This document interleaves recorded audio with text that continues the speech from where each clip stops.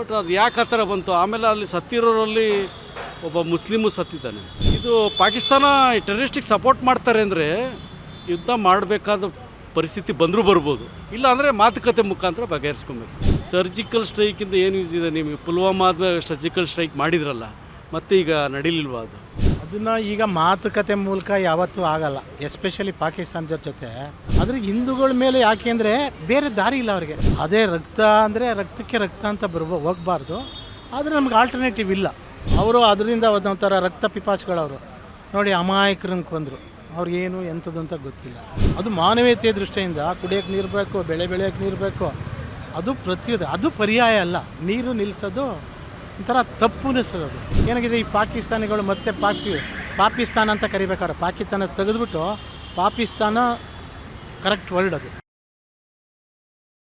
ಅದು ಸರಿಗಿದೆ, ಯಾಕೆಂದರೆ ಅಲ್ಲಿ ಪಾಕಿಸ್ತಾನ ಸಪೋರ್ಟ್ ಮಾಡ್ತಿದ್ದೆ ಟೆರರಿಸ್ಟ್ಗೆ ಅಂತ ಅವರ ಆ ಭಾವನೆಯಿಂದ ಅದು ಮಾಡಿದ್ದಾರೆ.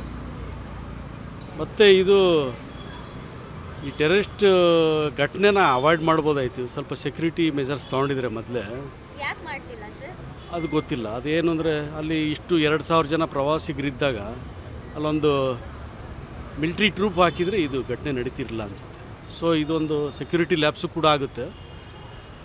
ಆದರೆ ಮುಂದೆ ಕ್ರಮ ಈ ಥರ ಮತ್ತೆ ರಿಪೀಟ್ ಆಗ್ದಂಗೆ ಮಾಡಬೇಕು. ಕೇಂದ್ರ ಸರ್ಕಾರ ಕ್ರಮ ಕೈಗೊಳ್ಳಬೇಕು. ಓಕೆ, ಹಿಂದೂ ಮೇಲೆ ಯಾಕೆ ಸರ್ ಈ ಥರದೊಂದು ಅಟ್ಯಾಕ್ ಆಗ್ತಿರೋದು? ಇಲ್ಲ, ಅದು ಹಿಂದೂಗಳು ಅಂತ ಏನು ಇಲ್ಲಿ ನಾನು ನೋಡ್ದಂಗೆ ಶಿವಮೊಗ್ಗ ನಮ್ಮ ಕರ್ನಾಟಕದಲ್ಲಿ ಇಬ್ಬರು ಸತ್ತಿದಾರಲ್ಲ, 3, ಅದರಲ್ಲಿ ಕರ್ನಾಟಕದವ್ರು ಇಬ್ಬರು ಅಂದರೆ ಶಿವಮೊಗ್ಗ ಅವರು ಸತ್ತಿರೋ ಹೆಂಡ್ತಿ, ಮತ್ತು ಇಲ್ಲಿ ಮತ್ತಿಕೆರೆಯಲ್ಲಿ ಯಾರು ಸತ್ತಿದ್ದಾರೆ ಅವ್ರ ಹೆಂಡ್ತಿ ಹೇಳಿದ ಪ್ರಕಾರ ಯಾವುದೇ ಕಮ್ಯುನಿಟಿ ಕೇಳಿಲ್ವಂತೆ. ಅವರು ಐ ವಿಟ್ನೆಸ್.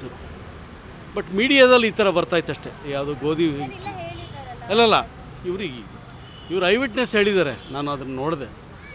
ಬಟ್ ಅದು ಯಾಕೆ ಆ ಥರ ಬಂತು? ಆಮೇಲೆ ಅಲ್ಲಿ ಸತ್ತಿರೋರಲ್ಲಿ ಒಬ್ಬ ಮುಸ್ಲಿಮು ಸತ್ತಿದ್ದಾನೆ. ಸೊ ನಾವು ಅದಕ್ಕಿಂತ ಒಂದು ಟೆರರಿಸ್ಟ್ ಥರ ನೋಡಬೇಕು. ಇವನು ಹಿಂದೂ ಮುಸ್ಲಿಮ್ ಅಂತ ನೋಡೋದಕ್ಕಿಂತ ಟೆರರಿಸ್ಟ್ ಥರ ನೋಡಿ ಅವ್ರ ಮೇಲೆ ಏನು ಕ್ರಮ ಕೈಗೊಳ್ಳಬೇಕು ಅದು ಮಾಡಬೇಕು.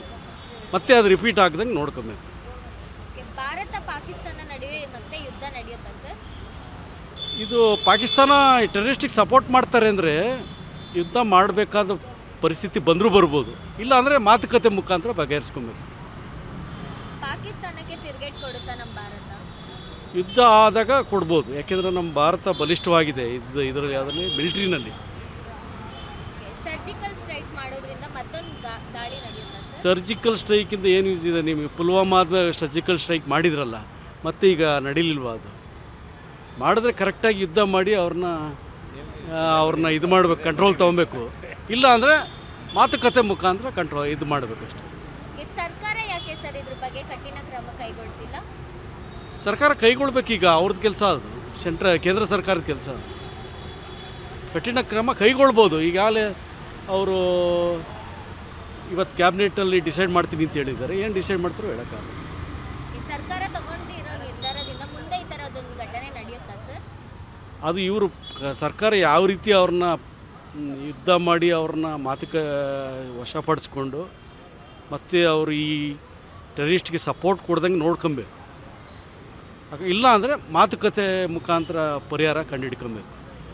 ಯಾಕೆಂದರೆ ಪಾಕಿಸ್ತಾನ ಜೊತೆ ಮಾತುಕತೆ ಮುಖಾಂತರ ಪರಿಹಾರ ಕಂಡುಹಿಡ್ಕೊಂಡಿಲ್ಲ ಅಂದರೆ ತಿರ್ಗಿ ಅವರು ಅದನ್ನು ರಿಪೀಟಾಗಿ ಮಾಡ್ತಲೇ ಇರ್ತಾರೆ. ಯಾರೋ ಈಗ 5 ಜನ ಹಿಡಿತೀರಾ, ಅವ್ರನ್ನ ಹಿಡಿದ್ಬಿಟ್ಟು ಹೊಡೆದಾಕಿದ್ಮೇಲೆ ಇನ್ನೊಂದು 5 ಜನ ಕಳಿಸ್ತಾರೆ, ಅವ್ರು ಇನ್ನೆಲ್ಲೋ ಮಾಡ್ತಾರೆ. ನಮಗೆ ತೊಂದರೆ ಅಲ್ವಾ? ಇದಕ್ಕೆ ಒಂದು ಪರ್ಮನೆಂಟ್ ಸೊಲ್ಯೂಷನ್ ಕಂಡುಹಿಡಿಯಬೇಕು. ಸೊ ಮುಂದೆ ಈ ಥರದೊಂದು ಘಟನೆ ನಡೆದಾಗ ಏನಾಗ್ತದೆ ಸರ್? ನೀವು ಕರೆಕ್ಟಾಗಿ ಈಗ ಆ್ಯಕ್ಷನ್ ತೊಗೊಂಡಿಲ್ಲ ಅಂದರೆ ಮತ್ತೆ ರಿಪೀಟ್ ಆಗ್ತಿರ್ತದೆ, ಘಟನೆಗಳು ನಡೀತಲೇ ಇರ್ತಾರೆ, ಜನಗಳು ಸಾಯ್ತಾರೆ ಅಷ್ಟೇ. ಈ ಥರ ಕರೆಕ್ಟಾಗಿ ರಕ್ಷಣೆ ಕೊಡಲಿಲ್ಲ ಅಂದರೆ ನಮ್ಮ ಸರ್ಕಾರ, ಈ ಥರ ಟೂರಿಸ್ಟ್ಗಳು ಅವು ಇವರು ಹೋಗಿ ಅಮಾಯಕರು ಸಾಯ್ತಾರೆ. ಪಾಪ ಅವರು ಬೀದಿ ಹೆಣ ಆಗ್ತಾರೆ. ಆ ನಿರ್ಧಾರಕ್ಕೆ ಬಂದಿದ್ದಾರೆ ಸರ್ ಕೇಂದ್ರ ಸರ್ಕಾರದವರು? ಅದು ಅವ್ರನ್ನೇ ಕೇಳಬೇಕು. ಯಾಕೆಂದರೆ ಅವರು ಇನ್ನು ಕ್ಯಾಬಿನೆಟಲ್ಲಿ ಇವತ್ತು ಡಿಸೈಡ್ ಮಾಡ್ತೀನಿ ಅಂತ ಹೇಳಿದ್ದಾರೆ. ಅದಿನ್ನೂ ನಮಗೆ ಔಟ್ಕಮಿಂಗ್ ಗೊತ್ತಾಗಿಲ್ಲ. ಕೊನೆಗಾಗಿ ಅದನ್ನು ಕಂಟ್ರೋಲ್ ತರಬೇಕು. ಇಲ್ಲ ಯುದ್ಧನಾದರೂ ಮಾಡಿ ಕಂಟ್ರೋಲ್ ತಗೊಂಬನ್ನಿ, ಅಥವಾ ಮಾತುಕತೆ ಮುಖಾಂತರನಾದರೂ ಕಂಟ್ರೋಲ್ ತನ್ನಿ. ಮುಂದೆ ಅಮಾಯಕರು ಸಾಯ್ದಂಗೆ ನೋಡ್ಕೊಳ್ಳಿ, ಸೆಕ್ಯೂರಿಟಿ ಕೊಡಿ ಎಲ್ರಿಗೂ. ಕರೆಕ್ಟಾಗಿ ಸ್ಟೆಪ್ ತಗೊಂಡಿದ್ದಾರೆ. ಅದನ್ನು ಈಗ ಮಾತುಕತೆ ಮೂಲಕ ಯಾವತ್ತೂ ಆಗಲ್ಲ. ಎಸ್ಪೆಷಲಿ ಪಾಕಿಸ್ತಾನದ ಜೊತೆ ಮಾತುಕತೆ ಅನ್ನೋದು ಅದು ಏನು ವರ್ಕೌಟ್ ಆಗಲ್ಲ. ಇವರು ಡ್ರಾಸ್ಟಿಕ್ ಸ್ಟೆಪ್ ತಗೊಳ್ಳೇಬೇಕು. ಇದು ಯಾಕೆಂದರೆ ಇದು ನಿರಂತರವಾಗಿ ನಡೀತಾ ಇದೆ. ಅದು ರಾಜತಾಂತ್ರಿಕ ವ್ಯವಸ್ಥೆಯಲ್ಲಿ, ವಿದೇಶಾಂಗ ನೀತಿಲಿರ್ಬೋದು, ಪ್ರತಿಯೊಂದರಲ್ಲೂ ಇರ್ಬೋದು. ಪಾಕಿಸ್ತಾನದವರು ಮೊದಲಿಂದಲೂ ನಮ್ಮನ್ನು ಕಂಡ್ರೆ ನಮ್ಮ ದೇಶ ಕಂಡ್ರೆ ಆಗಲ್ಲ. ಆದ್ದರಿಂದ ಸೆಂಟ್ರಲ್ ಗೌರ್ಮೆಂಟು ಮತ್ತು ಅಪೋಸಿಷನ್ ಪಾರ್ಟಿಗಳು ಇವರೇನು ಎಲ್ಲ ಒಟ್ಟಾಗಿ ಕುಳಿತು ಏನು ತೀರ್ಮಾನ ತಗೋತಾರೆ ಅದು ಪಾಸಿಟಿವ್ ಆಗಿ ತಗೋಬೇಕು. ಅದಕ್ಕೆ ದೇಶಕ್ಕೆ ಲಾಸ್ ಆಗೋದಿರ್ಬೋದು ಅಥವಾ ಗೈನ್ ಆಗಿರೋದು ಅದು ಬೇರೆ ಕತೆ. ಆದರೆ ಈ ಟೆರರಿಸ್ಟ್ ಅನ್ನೋ ಇದನ್ನು ಜಾಗತಿಕ ಮಟ್ಟದಲ್ಲಿ ಇದನ್ನು ತೊಡೆದಾಕ್ಬೇಕು. ಆದರೆ ಹಿಂದೂಗಳ ಮೇಲೇ ಯಾಕೆ ಸರ್ ಅಟ್ಯಾಕ್ ಮಾಡ್ತಿರೋದು? ಹಿಂದೂಗಳು ಅಂತ ಇಲ್ಲಿ ಬರಲ್ಲ. ಅವ್ರಿಗೆ ಧಾರ್ಮಿಕವಾಗಿ ಈ ಧರ್ಮ ಅನ್ನೋದು ಒಂಥರ ಹಫೀಮ್ ಇದ್ದಂಗೆ, ಅದು ಒಂಥರ ಡ್ರಗ್ ಇದ್ದಂಗೆ. ಅದು ಜಾಸ್ತಿ ಅವ್ರಿಗೆ ಅಲ್ಲಿ ರಾಜಕಾರಣಿಗಳಿಗೆ ಇನ್ನೇನು ಬೇರೆ ಯಾವುದೂ ಇಲ್ಲ. ದೇಶದ ಆರ್ಥಿಕ ಪರಿಸ್ಥಿತಿ ಸುಧಾರಿಸೋದಾಗಲಿ, ಒಂದು GDP ಗ್ರೋತ್ ಆಗಲಿ, ಬೆಳವಣಿಗೆಯಲ್ಲಿ ಅದ್ರ ಬಗ್ಗೆ ಪಾಕಿಸ್ತಾನದವರು ಮೊದಲಿಂದಲೂ ಅಲ್ಲಿ ಒಂಥರ ಅರಾಜಕತೆ ಇರೋಂಥ ಸರ್ಕಾರ. ಅಲ್ಲಿ ಇದು ಸೇನೆಯರು ಇರ್ಬೋದು ಅಥವಾ ರಾಜಕಾರಣಿಗಳಿರ್ಬೋದು, ಯಾರೇ ಇರ್ಬೋದು. ನಮ್ಮ ದೇಶದಲ್ಲಿ ಆ ಥರ ಅಲ್ಲ. ನಮ್ಮದು ಪ್ರಜಾಪ್ರಭುತ್ವ. ಇಲ್ಲಿ ಎಲ್ಲರೂ ಭಾಗಿಯಾಗಬೇಕು. ಪ್ರಜಾಪ್ರಭುತ್ವದಲ್ಲಿ ಪ್ರತಿಯೊಬ್ಬರೂ ಭಾಗಿಯಾಗಬೇಕು. ಆ ಧರ್ಮ ಈ ಧರ್ಮ ಅಂತ ಅಲ್ಲ. ಭಾರತೀಯರಾದಮೇಲೆ ಈಗ ನೋಡಿ, ಮೊನ್ನೆ ಒಬ್ಬಳು ಡಾಕ್ಟ್ರು ಹಫೀಮಾ ಅಂತ ಕೊಟ್ಟಿದ್ದಾಳಲ್ಲ ಮಂಗಳೂರು ನಾನು ಭಾರತೀಯಳು, ಆದರೆ ನನಗೆ ಭಾರತೀಯರು ಕಂಡ್ರೆ ಆಗಲ್ಲ. ಆ ಥರ ಧೋರಣೆ ಇರಬಾರ್ದು. ಆದರೆ ಹಿಂದೂಗಳ ಮೇಲೆ ಯಾಕೆ ಅಂದರೆ ಬೇರೆ ದಾರಿ ಇಲ್ಲ ಅವರಿಗೆ, ಬೇರೆ ಕಾರಣಗಳು ಯಾವುದು ಸಿಗ್ತಾಯಿಲ್ಲ. ಒಂದು ಧರ್ಮದ ಆಧಾರಿತದ ಮೇಲೆ ಅವರು ಇದು ಮಾಡ್ತಾರೆ, ಯಾರು ಪಾಕಿಸ್ತಾನದವರು.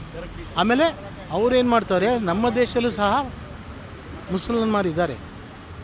ಅಲ್ಲಿ ಇಂಟರ್ನಲ್ ಕೋಲ್ಡ್ ವಾರ್ ಅಂತ ಕರೀತಾರೆ ಅದಕ್ಕೆ. ನಮ್ಮ ದೇಶದಲ್ಲಿ ನಮ್ಮ ಭಾರತೀಯರನ್ನೇ ಅವ್ರನ್ನೇ ಸಂಘರ್ಷಕ್ಕೆ ಬಿಟ್ಟು ಅವ್ರು ಬೇಳೆ ಬಯಸ್ಕೊಳ್ಳೋಕ್ಕೆ ಟ್ರೈ ಮಾಡ್ತಾಯಿದ್ದಾರೆ. ಕಾಶ್ಮೀರ ಅಂದರೆ ಒಂದು ಸ್ವರ್ಗ ಅಂತಲೇ ಹೇಳ್ಬೋದು. ಆ ಸ್ವರ್ಗದಲ್ಲಿ ಈ ಥರದೊಂದು ಘಟನೆಗಳು ನಡೀತಿದ್ದಾವೆ ಅಂದರೆ ಸೊ ಏನು? ಸ್ವರ್ಗಕ್ಕೆ ಪರ್ಯಾಯ ಪದ, ಆಪೋಸಿಷನ್ ಪದ ಯಾವುದು ಅಂದರೆ ನರಕ. ಈಗ ಕಾಶ್ಮೀರ ಅಂತ ಪದ ಉಪಯೋಗಿಸ್ತೀನಿ ನಾನು. ಕಾಶ್ಮೀರ ಅಂದರೆ ಈ ತೆಲುಗಲ್ಲಿ ಎಂಡಮೂರಿ ವೀರಣ್ಣ ಅಂತ ಇದ್ದರು. ಆ ಕಥೆಗಳೆಲ್ಲ ಕಾಶ್ಮೀರ ಅಲ್ಲ, ಇದು ಕಾಶ್ಮೀರ ಅನ್ನೋದ ನಿಮ್ಗೆ ಹೇಳಿದ್ದೀನಿ ಮೊದಲೇ. ಅದರ ಅರ್ಥ ತಿಳ್ಕೊಂಡು ಆ ಮಟ್ಟಕ್ಕೆ ಇದೆ. ಆದ್ದರಿಂದ ಯುದ್ಧ ಸನ್ನಿಹಿತ ಆ್ಯಕ್ಚುಲಿ. ಅದು ಬಿಟ್ಟರೆ ಬೇರೆ ದಾರಿ ಆಲ್ಟರ್ನೇಟಿವ್ ಯಾವುದಿದೆ? ಅವ್ರ ಜೊತೆ ಜಾಗತಿಕ ಮಟ್ಟದಲ್ಲಿ, ವಿಶ್ವಸಂಸ್ಥೆ ಮಟ್ಟದಲ್ಲಿ ಮಾತಾಡಿದರೆ ಏನು ಪ್ರಯೋಜನ ಇಲ್ಲ. ಇಲ್ಲಿವರೆಗೂ ಬೇಜಾನಾಗಿದೆ. ಆದ್ದರಿಂದ ಇದನ್ನು ನಾವು ಅದೇ ರಕ್ತ ಅಂದರೆ ರಕ್ತಕ್ಕೆ ರಕ್ತ ಅಂತ ಹೋಗಬಾರ್ದು. ಆದರೆ ನಮ್ಗೆ ಆಲ್ಟರ್ನೇಟಿವ್ ಇಲ್ಲ. ಆದ್ದರಿಂದ ಯುದ್ಧ ಮೋಸ್ಟ್ಲಿ ಸನ್ನಿಹಿತ. ಬಟ್ ಅದು ಸರ್ಕಾರ ಏನು ತೀರ್ಮಾನ ತಗೊಳುತ್ತೆ ಅದ್ರ ಮೇಲೆ. ನಿಮ್ಮ ಪ್ರಕಾರ ಯುದ್ಧನೇ ಇದಕ್ಕೆ ಬೆಸ್ಟ್ ಅಂತ ಹೇಳ್ತಿದ್ದೀರಾ? ಲಾಸ್ಟ್ ರಿಸಾರ್ಟ್, ಅದು ಫೈನಲ್. ಪಾಕಿಸ್ತಾನಕ್ಕೆ ತಿರುಗೇಟ್ ಕೊಡುತ್ತೆ ಸರ್ ನಮ್ಮ ಭಾರತ? ಹೌದು, ಖಂಡಿತವಾಗಿ. ನಾವು ಯಾವುದ್ರಲ್ಲೇನು ಕಡಿಮೆ ಇಲ್ಲ, ಇದು ಯಾಕೆ ಯಾವುದ್ರಲ್ಲೇನು ಕಡಿಮೆ ಇಲ್ಲ. ಆದರೆ ಭಯೋತ್ಪಾದಕತೆ ಇಲ್ಲ ನಮ್ಮಲ್ಲಿ. ಅವರು ಅದರಿಂದ ಒಂಥರ ರಕ್ತ ಪಿಪಾಸುಗಳವರು. ನೋಡಿ, ಅಮಾಯಕರನ್ನು ಕೊಂದರು. ಅವ್ರಿಗೇನು ಎಂಥದ್ದು ಅಂತ ಗೊತ್ತಿಲ್ಲ. ಸಿಂಧು ನದಿ ಬ್ಯಾನ್ ಮಾಡಿದಾರಲ್ಲ, ಅದರಲ್ಲಿಂದ ಅದು ಸಿಂಧು ನದಿ ವಿಚಾರ ಬಂದಾಗ, ನೀರಿನ ವಿಚಾರ ಬಂದಾಗ ಏನಾಗುತ್ತೆ ಅಂದರೆ, ಅದು ನಮ್ಮ ನೇಚರ್ ಮೇಲೆ, ಪರಿಸರ ಮತ್ತಿದು. ನೀರು ಯಾರೊಬ್ರದ್ದು ಆಸ್ತಿ ಅಲ್ಲ. ಅದು ಮಾನವೀಯತೆಯ ದೃಷ್ಟಿಯಿಂದ ಕುಡಿಯೋಕ್ಕೆ ನೀರು ಬೇಕು, ಬೆಳೆಯೋಕ್ಕೆ ನೀರು ಬೇಕು. ಅದು ಅದು ಪರ್ಯಾಯ ಅಲ್ಲ. ನೀರು ನಿಲ್ಲಿಸೋದು ಒಂಥರ ತಪ್ಪು ಅನಿಸ್ತದೆ. ಅದು ಆ ನಿರ್ಧಾರ ಮಾತ್ರ ತಪ್ಪು. ಅವ್ರು ನೀರು ಕುಡಿಲಿ, ಅವ್ರು ಏನೋ ಹೇಳ್ಬೋದು, ನೀವು ನೀರು ಹರಿಸ್ತದೆ, ನನ್ನ ರಕ್ತ ಹರಿಸ್ತೀನಿ ಅಂತ ಹೇಳ್ಬೋದು. ಅದು ಅವ್ರ ವರ್ಷನು. ಬಟ್ ನಮ್ಮದು ಭಾರತೀಯರು ಅಂದರೆ ಸ್ವಲ್ಪ ಶಾಂತಿ ಪ್ರಿಯರು, ಎಲ್ಲರೂ ಬಳಿ ಅಂತ ಹೇಳೋಂಥ ಜನ. ಆದರೆ ಶಾಂತಿ ಪ್ರಿಯರಂದಮೇಲೆ ಅವರು ಏನಾಗಿದೆ, ಈ ಪಾಕಿಸ್ತಾನಿಗಳು ಮತ್ತೆ ಪಾಕಿಸ್ತಾನ ಅಂತ ಕರಿಬೇಕಾದ್ರೆ ಪಾಕಿಸ್ತಾನ ತೆಗೆದುಬಿಟ್ಟು ಪಾಕಿಸ್ತಾನ ಕರೆಕ್ಟ್ ವರ್ಡ್. ಅದು ಸರ್ಜಿಕಲ್ ಸ್ಟ್ರೈಕ್ ಮಾಡೋದ್ರಿಂದ ಮತ್ತೊಂದು ದಾಳಿ ನಡೆಯುತ್ತಾ ಸರ್? ಸರ್ಜಿಕಲ್ ಸ್ಟ್ರೈಕಿಂದ ಪರ್ಟಿಕ್ಯುಲರ್ ಜಾಗದ ಮೇಲೆ ಮಾತ್ರ ಮಾಡ್ತಾರೆ. ಅದು ಸರ್ಜಿಕಲ್ ಸ್ಟ್ರೈಕು ಇಡೀ ಇದ್ರ ಮೇಲೆ ಎಲ್ಲ ಕಡೆನೂ ಅದು ಮಾಡೋಕ್ಕಾಗಲ್ಲ. ಆದ್ದರಿಂದ ನಮ್ಮ ಗಡಿ ಫಸ್ಟ್ ಇವತ್ತಾಲೆ ನಡೀತದಲ್ಲ, ಎಲ್ಲ 40 ಪಾಯಿಂಟಲ್ಲೇನೋ ಬಂಕರ್ಗಳೆಲ್ಲ ಕಟ್ಕೊಂಡು ಹೋಗ್ತಾ ಇದ್ದಾರೆ. ನೋಡೋಣ ಏನಾಗುತ್ತೆ ಅಂತ. ಸರ್ಕಾರ ಯಾಕೆ ಸರ್ ಇದ್ರ ಬಗ್ಗೆ ಕಠಿಣ ಕ್ರಮ ಕೈಗೊಳ್ಳಿಲ್ಲ? ಕಠಿಣ ಅಂದರೆ ಇಮ್ಮಿಡಿಯೇಟಾಗಿ ಮಾಡೋಕ್ಕಾಗಲ್ಲ. ಯಾವುದೇ ಒಂದು ಇದರಲ್ಲೆಲ್ಲ ಇಂಟರ್ನ್ಯಾಷನಲ್ ಜಾಗತಿಕ ಸಮಸ್ಯೆಗಳಿವೆ. ನಮ್ಮ ಇಂಡಿಯಾ ಸಮಸ್ಯೆ ಒಂದೇ ಅಲ್ಲ, ಇಲ್ಲಿ ಉಟ್ಕೊಂಡ್ರೆ ಅದು ಬೇರೆ ಬೇರೆ ಕಡೆ ಎಲ್ಲ ಹಬ್ಬುತ್ತೆ. ಅಕ್ಕಪಕ್ಕ ದೇಶಗಳು, ಈಗ ಉಕ್ರೇನು, ರಷ್ಯಾ ನೋಡಿ ಎಷ್ಟು ವರ್ಷ ಆಯಿತು ಯುದ್ಧ. ಯುದ್ಧ ಅನ್ನೋದು ಸುಲಭದ ಮಾತಲ್ಲ, ಅದು ವರ್ಷಾನುಗಟ್ಟಲೆ ತಗೋಬೋದು. ಆದ್ದರಿಂದ ಯೋಚನೆ ಮಾಡಿ ಅದನ್ನು ಒಳ್ಳೆಯ ರೀತಿಯಲ್ಲಿ ತಗೊಳ್ತಾ ಇರೋ ನಿರ್ಧಾರದಿಂದ ಮುಂದೆ ಈ ಥರದ ಒಂದು ಘಟನೆ ನಡೀಬಹುದು. ಈ ಭಯೋತ್ಪಾದನೆ ಅನ್ನೋದನ್ನು ನಾವು ಈಸಿಯಾಗಿ ತೊಡೆದಾಕೋಕ್ಕಾಗಲ್ಲ. ಯಾಕೆಂದರೆ ಮ್ಯಾನ್ ಟು ಮ್ಯಾನ್ ವೇರೀಸು. 100 ಪೀಪಲ್ ಅಂದರೆ 100 ಥರ ಇರ್ತಾರೆ. ಅವರು ಎಸ್ಪೆಷಲಿ ಈ ಧರ್ಮ ಆಧಾರಿತ ಇರ್ತಾವಲ್ಲ, ಅವು ಮಾತ್ರ ದೇಶದಲ್ಲಿ ಎಲ್ಲೂ ನಮ್ಮ ದೇಶದಲ್ಲಿ ಅಂತಲ್ಲ, ಪ್ರಪಂಚದಲ್ಲಿ ಎಲ್ಲೂ ನಡಿಬಾರ್ದು. ಅಂದರೆ ಇನ್ನು ಮುಂದೆ ನಡೆಯುತ್ತೆ ಅಂತ ಹೇಳ್ತಿದ್ದೀರಾ ನೀವು? ನಡೆಯುತ್ತೆ. ಅವ್ರ ಆ್ಯಕ್ಟಿವಿಟೀಸ್ ಅವೆಲ್ಲ ನೋಡ್ತಾ ಇದ್ದರೆ ಅವ್ರನ್ನ ಯಾವ ರೀತಿ ಬಗ್ಗಿ ಬೂಡಿಬೇಕು ಅನ್ನೋದನ್ನು ಸ್ವಲ್ಪ ಯೋಚನೆ ಮಾಡಿ ನಮ್ಮ ದೇಶದ ಪ್ರಧಾನಿಯಲ್ಲಿ, ವಿರೋಧ ಪಕ್ಷದ ನಾಯಕರುಗಳಲ್ಲಿ ಎಲ್ಲರೂ ಒಟ್ಟಿಗೆ ಕೂತು ಚರ್ಚೆ ಮಾಡಿ ಒಂದು ಒಳ್ಳೆಯ ದೇಶದ ಪರವಾಗಿ, ಒಂದು ಒಳ್ಳೆಯ ಜನತೆ ಪರವಾಗಿ ಒಂದು ಒಳ್ಳೆಯ ತೀರ್ಮಾನ ತಗೊಳ್ಳಿ ಅಂತ ನಾನು ಹೇಳ್ತೀನಿ. ಕೊನೆಯದಾಗಿ ಏನು ಹೇಳಕ್ಕೆ ಇಷ್ಟಪಡ್ತೀನಿ? ಕೊನೆಯದಾಗಿ ಯುದ್ಧ ಬೇಕೋ ಬೇಡವೋ ಅಂತ ಕೇಳ್ತಾ ಇದ್ದೀರಾ. ಬಟ್ ನನ್ನ ಅಭಿಪ್ರಾಯದಲ್ಲಿ ಈ ಸಿಚುಯೇಷನಲ್ಲಿ, ಈ ಪರಿಸ್ಥಿತಿಯಲ್ಲಿ ಯುದ್ಧ ಬಿಟ್ಟರೆ ಆಲ್ಟರ್ನೇಟಿವ್ ಇಲ್ಲ. ಯಾಕೆಂದರೆ ಸುಮಾರು ಯುದ್ಧಗಳಾಗಿದ್ದಾವೆ. ಸ್ವಾತಂತ್ರ್ಯ ಪೂರ್ವ ಆದಮೇಲೆ, ಸ್ವಾತಂತ್ರ್ಯ ಪೂರ್ವಕ್ಕಿಂತ ಮುಂಚೆನೂ ಸಹ ಇಂಟರ್ನಲ್ ವಾರ್ ಇತ್ತು. ಮತ್ತು ಸ್ವಾತಂತ್ರ್ಯ ಪಶ್ಚಿಮದಲ್ಲೂ ಪ್ರೀ ಇಂಡಿಪೆಂಡೆನ್ಸ್ ವರ ಮತ್ತು ಪೋಸ್ಟ್ ಇಂಡಿಪೆಂಡೆನ್ಸ್ ವರ ಮೊದಲಿಂದಲೂ ನಮ್ಮ ದೇಶದಲ್ಲಿ ಅದು ನಡೀತಾ ಇದ್ದಾವೆ. ಆದ್ದರಿಂದ ನಮ್ಮ ದೇಶ ಮೂರನೇ ಸರಿ ಥರ್ಡ್ ಟೈಮು ಡಿವೈಡ್ ಆಗೋದು ಬೇಡ ಅಷ್ಟೇ. ಹೆಚ್ಚಿನ ಸುದ್ದಿಗಳಿಗಾಗಿ ನಮ್ಮ ಚಾನೆಲ್ನ ಸಬ್ಸ್ಕ್ರೈಬ್ ಮಾಡಿ.